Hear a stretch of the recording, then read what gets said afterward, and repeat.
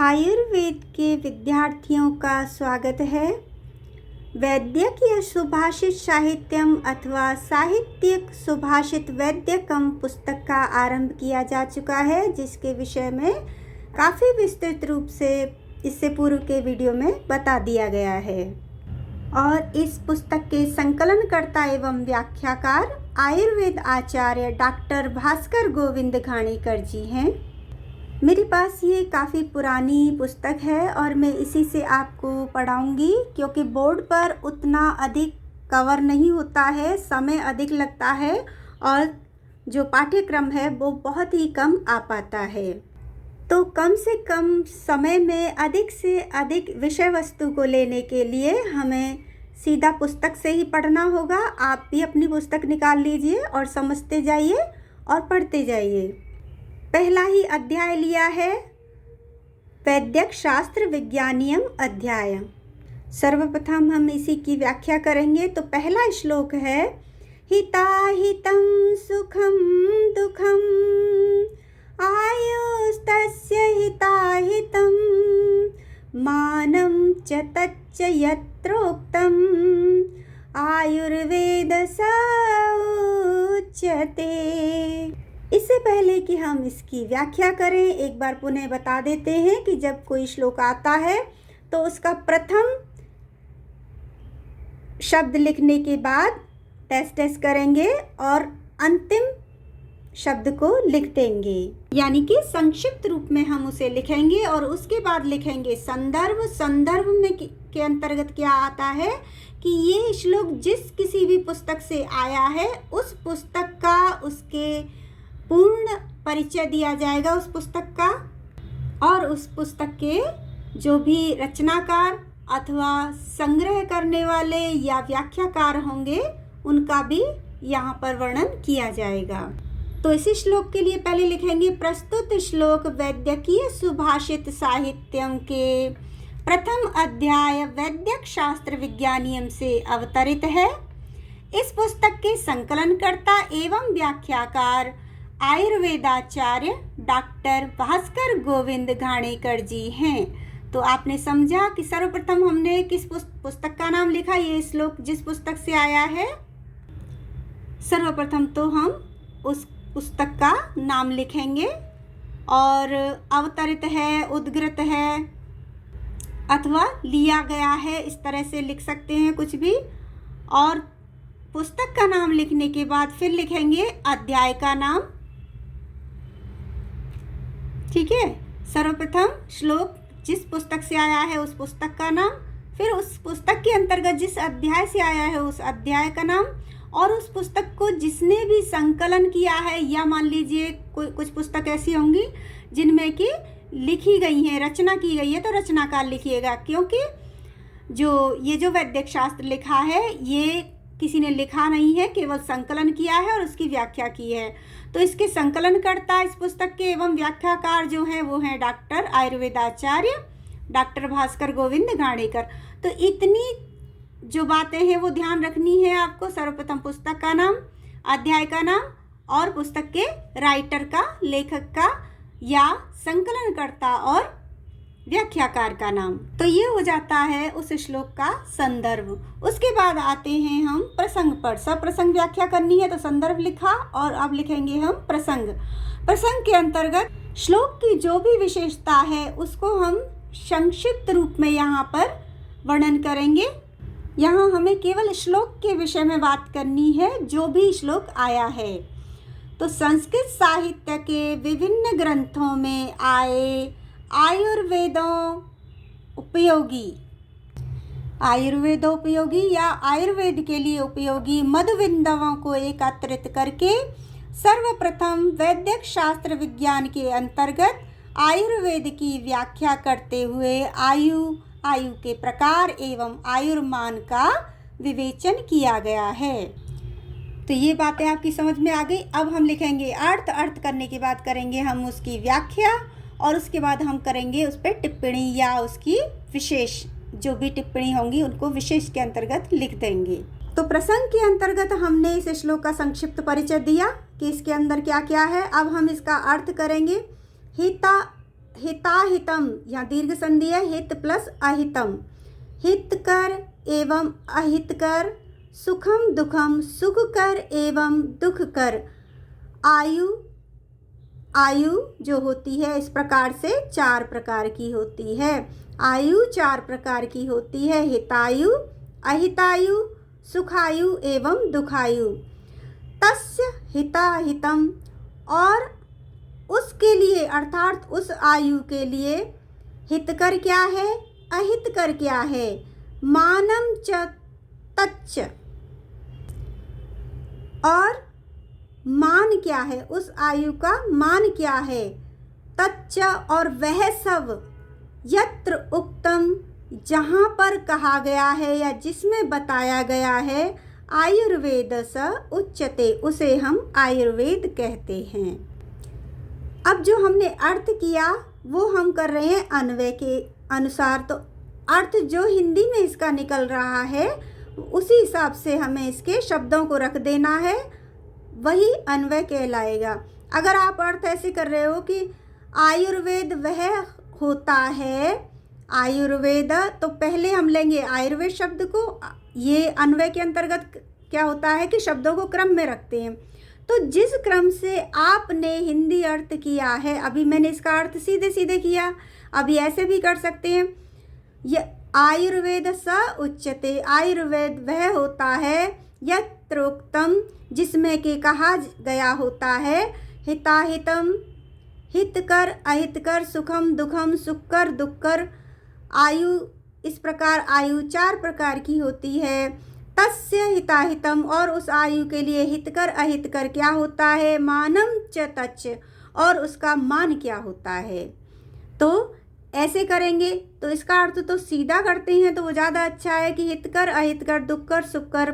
इस प्रकार आयु 4 प्रकार की होती है। तस्य हिताहितम मानम, और उस आयु के लिए हितकर अहितकर क्या है, मानम, और उसका मानम च, और उस आयु का मान क्या है, तच्च, और वह सब, यत्रोक्तम, जिसमें कहा गया है, जहाँ पर कहा गया है, स आयुर्वेद उच्यते, उसे हम आयुर्वेद कहते हैं। तो ये हो गया इसका अर्थ। अब इसको हम और थोड़ा विस्तृत रूप से जब समझाते हैं तो वो हो जाती है व्याख्या, जिसे हम वक्तव्य के अंतर्गत ले सकते हैं, जो कि यहाँ संस्कृत में दिया हुआ है, आगे हिंदी में भी है। क्योंकि आयुर्वेद इहलोक और परलोक दोनों की ही विवेचना करता है, दोनों से ही संबंध रखता है, दोनों के ही हित की बात करता है। अतः अगर देखा जाए तो जो हितकर आयु है या अहितकर आयु है वो हमारे आचार विचार नियम इत्यादि से संबंधित है। तो इस प्रकार से के जो नियम होंगे, जो हमारी आचार प्रणाली होगी वो हितकर होगी या अहितकर होगी। तो यदि जैसी होगी वैसी ही हमारी आयु हो जाएगी, वो हितायु कहलाएगी या अहितायु। और सुखकर एवं दुखकर, ये हमारे शरीर से संबंधित है, शरीर के प्रति हमारे जो कर्तव्य हैं उनसे संबंधित है, जिसमें कि हम प्रज्ञा अपराध इत्यादि ना करें जिससे कि हमारे शरीर को कोई नुकसान हो। तो उस तरह से शरीर से संबंध जो हमारा चर्या होती है उसको हम उसी के हिसाब से, हमारी जो आयु होती है वो सुखकर अथवा दुखकर होती है, या तो हम सुखी होते हैं या हमारे लिए वो दुखदायी हो जाती है। तो इस प्रकार हितकर अहितकर सुखकर और दुखकर आयु 4 प्रकार की मानी गई है। तस्य हिताहितम, और तस्य हिताहितम अर्थात उस आयु के लिए हितकर क्या है अहितकर क्या है, अर्थात हमें कैसे अपने दैनिक जो आचरण है वो रखने चाहिए, या जिसमें हमारा खान पान सोचना विचारना सब कुछ संघनित है। तो क्या हितकर है क्या अहितकर है, तथा मानम च, और ये आयु का मान क्या होगा। आयु का मान जिसमें बताया जाता है साथ ही वो भी आयुर्वेद के अंतर्गत आता है। आयु से मान तात्पर्य है कि बहुत सारी ऐसी बातें होती हैं जिसमें कि हमारे शरीर में कुछ दोष होते हैं, आगे पढ़ते जाएंगे तो समझ में आते जाएंगे। उन्हें हम गुण भी कह सकते हैं। कुछ शारीरिक, कुछ मानसिक। शारीरिक जैसे वात पित्त कफ, मानसिक जैसे सत्व रजतम। तो जिस घड़ी में बच्चा पैदा होता है, मनुष्य की उत्पत्ति हुई होती है, जिस तरह से वो रहता है, जो उसके शरीर के भीतर अधिकता जिसकी होती है, जिस भी गुण अथवा दोष की होती है, उसी हिसाब से उसके शरीर पर क्या प्रभाव पड़ेगा उसकी चर्या का, वो अपने वात पित्त कफ सत्वरजतम इत्यादि के कारण कब कब अस्वस्थ होगा, किस आयु में अस्वस्थ होगा, कितना जिएगा या कितना स्वस्थ जिएगा, कितना बीमार जिएगा। इस तरह से आयु का मान से तात्पर्य है आयु की सीमा, समय, और वो भी सुख या दुख, हित या अहितकर। तो आयु का मान भी जिसमें बताया जाता है। और आयु क्या है, आयु कितने प्रकार की है? 4 प्रकार की है। आयु के लिए हितकर अहितकर क्या है और आयु का मान क्या होगा। आपने देखा होगा कि उसी आधार पर कई बार बहुत पहले कुछ कहानियों में सुना होगा कि मनुष्य की उम्र कितनी है ये निर्धारित पूर्व में ही हो जाता है, और पूर्व में ही ये बता दिया जाता है कि ये बच्चा या ये मनुष्य किस किस रोग से भविष्य में ग्रसित हो सकता है। तो आयु का मान भी जिसमें बताया जाता है उसे हम आयुर्वेद कहते हैं। तो ये आयुर्वेद के अंतर्गत क्या क्या आता है, एक संक्षिप्त सा विवरण दिया गया है। इसके अलावा आयुर्वेद की और भी व्याख्याएं की गई हैं, जैसे आयुरस्मिन् विद्यते इत्यायुर्वेद, जिसमें आयु के विषय में बताया जाता है, उसे आयुर्वेद कहते हैं। आयुर्विद्यते ज्ञायते अनेनेति आयुर्वेद, आयु के विषय में ये बताता है, उम्र, आयु, जीवन के विषय में ये बताता है। इसमें आयु होती है और ये आयु संबंधित ज्ञान देता है, इसीलिए इसे आयुर्वेद कहते हैं।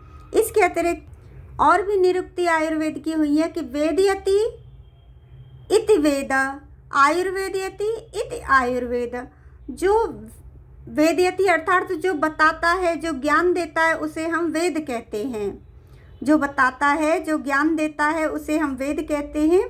और आयुर्वेदयति इति आयुर्वेद, जो आयुर्वेद के विषय में बताता है, उसे हम आयुर्वेद कहते हैं। अनेन वा आयुर्विन्दति इत्यायुर्वेदः, इस प्रकार जो आयु के विषय में संपूर्ण जानकारी देता है उसे हम आयुर्वेद कहते हैं, चिकित्सा से लेकर आचार विचार तक। अतः इस प्रकार से हितकर, अहितकर, सुखकर, दुखकर आयु 4 प्रकार की होती है। उस आयु के लिए हितकर क्या है, उस आयु का मापदंड क्या होगा, यानी कि उस आयु का मान क्या होगा, ये सब या इस सब के विषय में जिसमें कहा गया है, जिस किसी भी शास्त्र में, उसे हम आयुर्वेद कहते हैं। अब दूसरा श्लोक लेते हैं। काय वाक बुद्धि विषया ये मला समुपस्थिता चिकित्सा लक्षणाध्यात्म शास्त्रैस्तेषां विशुद्धय। काय अर्थात शरीर, वाक अर्थात वाणी, और बुद्धि, इनके विषय में ये मला समुपस्थिता, जो मल उपस्थित होते हैं, जो भी दोष या जो भी खराबियां उपस्थित हो जाती हैं। काय शरीर का विषय क्या है, वात पित्त कफ। तो वात पित्त कफ में जब कोई दोष आ जाता है, वो बढ़ जाते हैं या कम हो जाते हैं, तो शरीर में दोष उत्पन्न हो जाते हैं, यानी रोग आ जाते हैं। वाक और वाणी में जब कोई मल उपस्थित हो जाते हैं, अर्थात उच्चारण गलत बोलते हैं या शब्द कुछ है और दूसरा शब्द जो एक जैसे दिखने वाले बोलते हैं, तो वो हो जाती है वाणी की अशुद्धता। और बुद्धि जब सही निर्णय लेने में सक्षम नहीं होती, अथवा बुद्धि अनैतिक विषयों की ओर आकर्षित होती है, तो इसे भी हम बुद्धि का दोष कहेंगे, बुद्धि का मल कहेंगे। मल यानी गंदगी, जिनको कि दूर करना चाहिए। तो इनके विषय में, तो शरीर के विषय में बुद्धि के विषय में, वाणी के विषय में जब मल उपस्थित हो जाते हैं, कोई बीमारियां, कोई दोष या कोई गंदगी पैदा हो जाती है, तब इनकी जो चिकित्सा होती है, इनकी जो शुद्धि की जाती है, वो क्रमशः चिकित्सा, लक्षणा और अध्यात्म शास्त्र के द्वारा इनकी विशुद्धि की जाती है। काय अर्थात शरीर की जो शुद्धि की जाती है, शरीर को ठीक किया जाता है चिकित्सा शास्त्र के द्वारा। वाणी को ठीक किया जाता है लक्षणा अर्थात व्याकरण शास्त्र के द्वारा। यदि व्याकरण पढ़ लेंगे तो स्पष्ट समझ में आ जाएगा कि वाकई में शुद्ध शब्द क्या था या शुद्ध उच्चारण क्या है। और बुद्धि, अध्यात्म शास्त्र पढ़ने से बुद्धि शुद्ध हो जाती है। बुद्धि में सर्वदा सकारात्मक विषय आते हैं। नीति, धर्म, मानवता के साथ साथ जो हमारे समस्त संस्कार हैं उनके प्रति जागरूकता आती है और हमारे समस्त जो आश्रम हैं, जीवन के संपूर्ण चारों भागों को कैसे जीना चाहिए, इस तरह से बुद्धि हमें जागृत हो जाती है और चित्त कतिपय शांत हो जाता है।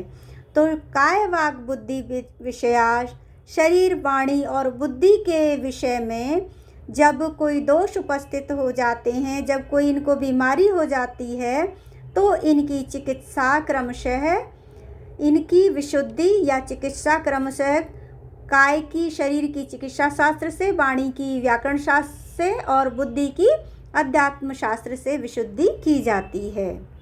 तीसरा श्लोक है सद्य फलति गांधर्वं मासं एकं पुराणकं वेदा फलन्ति कालेषु ज्योतिर्वैद्यो निरंतरम।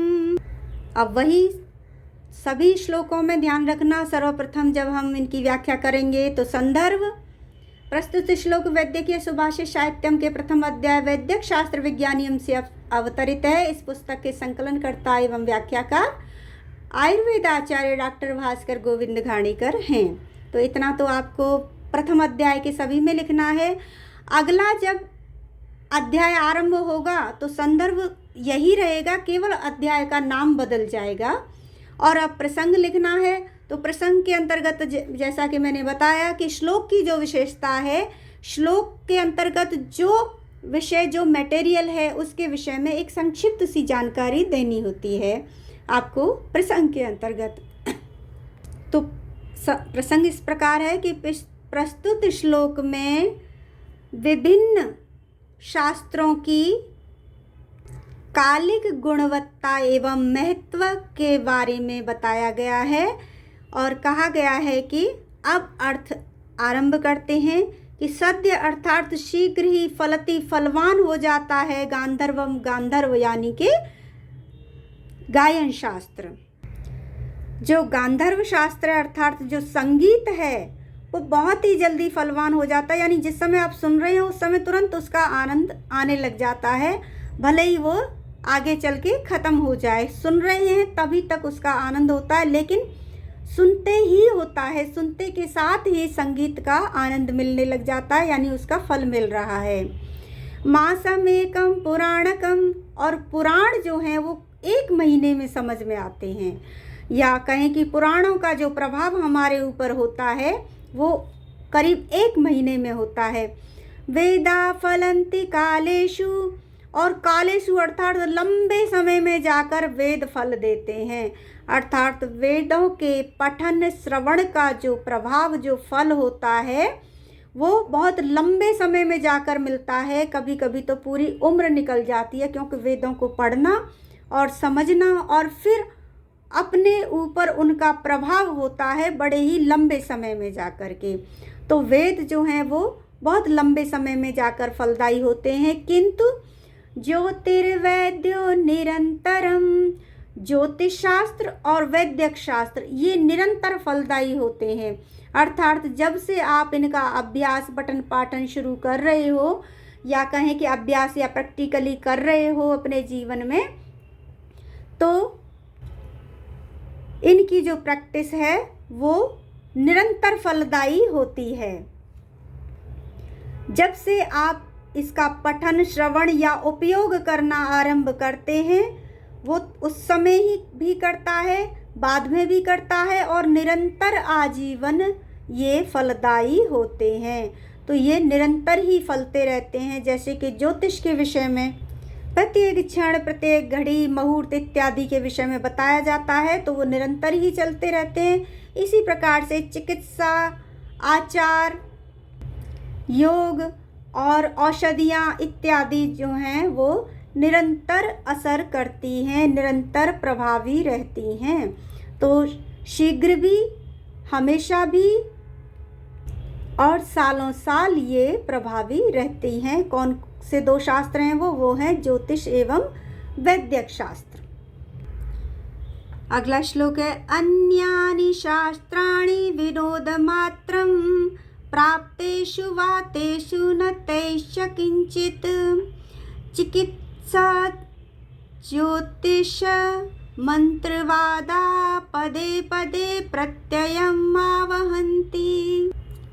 प्रस्तुत श्लोक के अंतर्गत चिकित्सा, ज्योतिष एवं मंत्र शास्त्र की सर्वकालिक प्रामाणिकता और प्रभावशीलता के विषय में वर्णन किया गया है और कहा गया है कि अन्यानि शास्त्राणि विनोदमात्रं, अन्य जो शास्त्र हैं, अन्य से तात्पर्य चिकित्सा, ज्योतिष एवं मंत्र शास्त्र को छोड़कर अन्य जो शास्त्र हैं वो केवल विनोद मात्र के लिए भी हो सकते हैं, यानी मनोरंजन के लिए भी हो सकते हैं।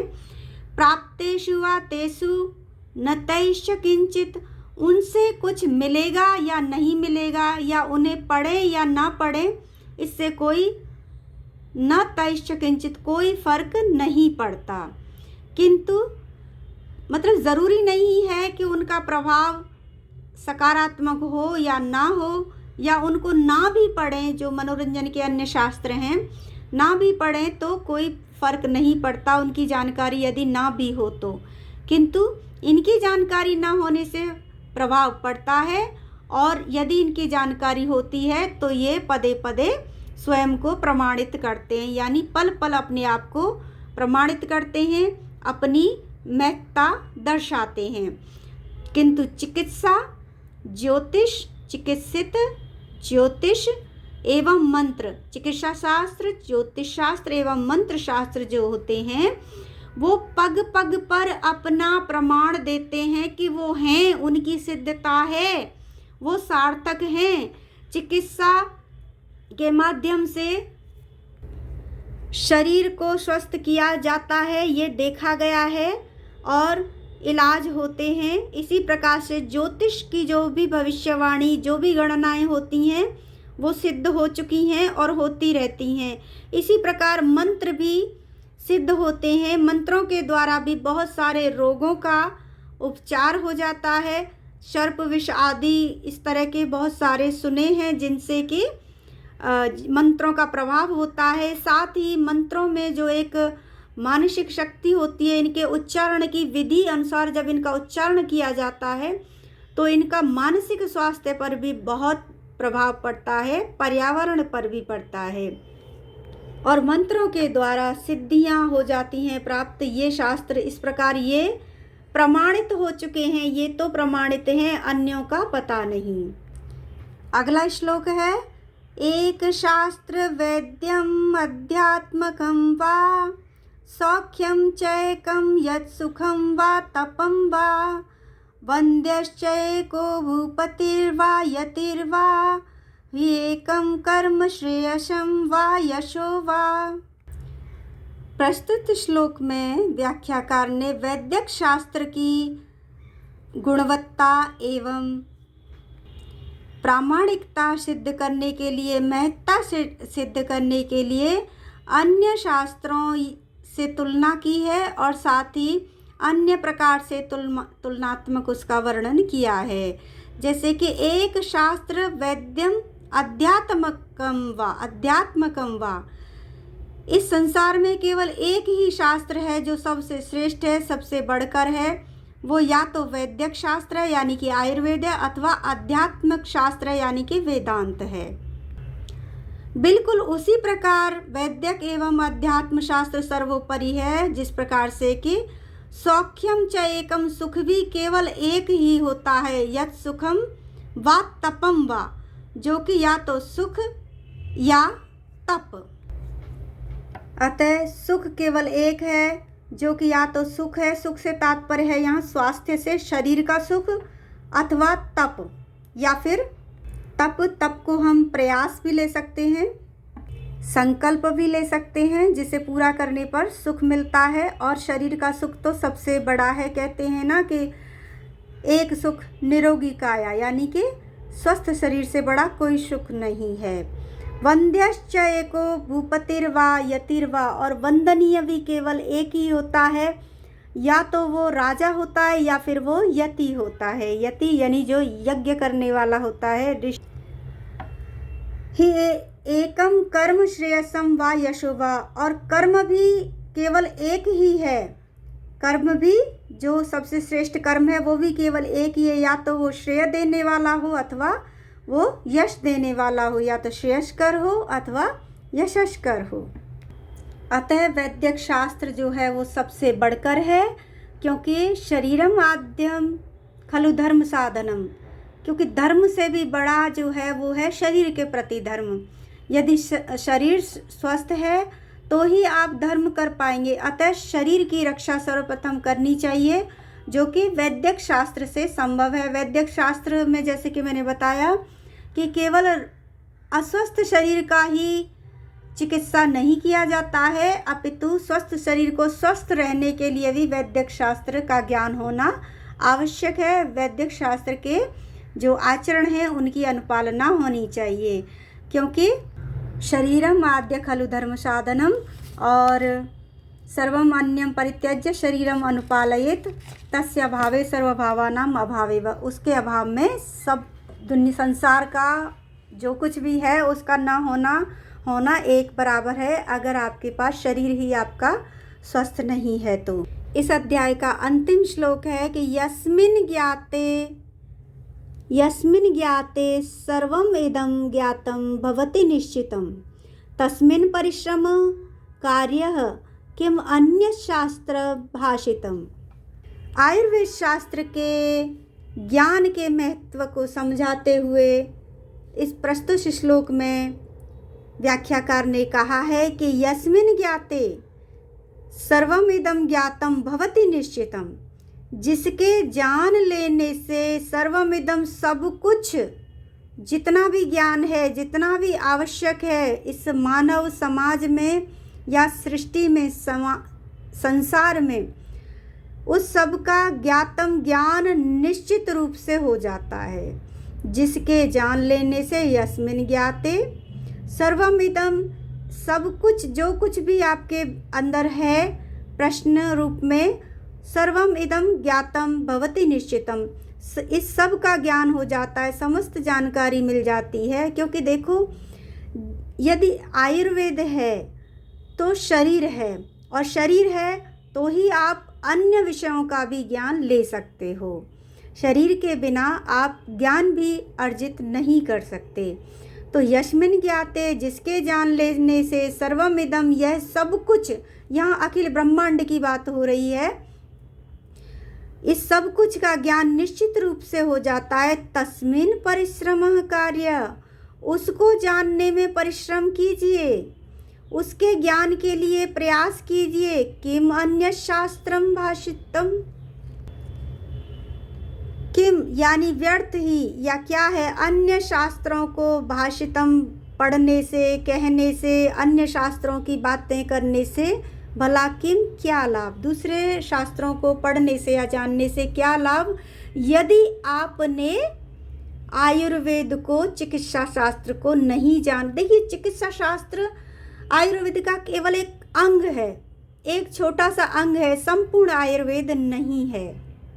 तो वही हम कह रहे हैं कि जिसके यानी आयुर्वेद के जान लेने से सभी संपूर्ण ज्ञान जान लिया जाता है, सभी ज्ञान ज्ञात होता है, सभी ज्ञान का पता लग जाता है। ऐसे वेद को ही, अर्थात ऐसे आयुर्वेद को पढ़ने में ही हमें अपनी शक्ति लगानी चाहिए। किम अन्य शास्त्र भाषितम, इसके बिना दूसरे शास्त्रों को पढ़ने से क्या लाभ, क्या फ़ायदा? क्योंकि इस सब को पढ़ने का फ़ायदा या लाभ भी तभी है जब आप आयुर्वेद को पढ़ेंगे। तो इस प्रकार से पहला जो अध्याय है वैद्यक शास्त्र विज्ञानियम अध्याय, उसकी इति हो गई है। उम्मीद है आपको ये प्रयास अच्छा लगा होगा और सभी से अनुरोध है कि आयुर्वेद के विद्यार्थी जिनको कि संस्कृत पढ़ने में बहुत समस्याएं आती हैं, अतः ज़्यादा से ज़्यादा इसीलिए इसको शेयर करें ताकि अन्य विद्यार्थी इसका लाभ उठा सकें और आगे नए जितने भी वीडियो आएंगे उनको देखने के लिए नोटिफिकेशन मिलती रहे। ये बिल्कुल फ्री है, आप चैनल को सब्सक्राइब कर लीजिए। अच्छा लगे तो कमेंट में बताएं। धन्यवाद।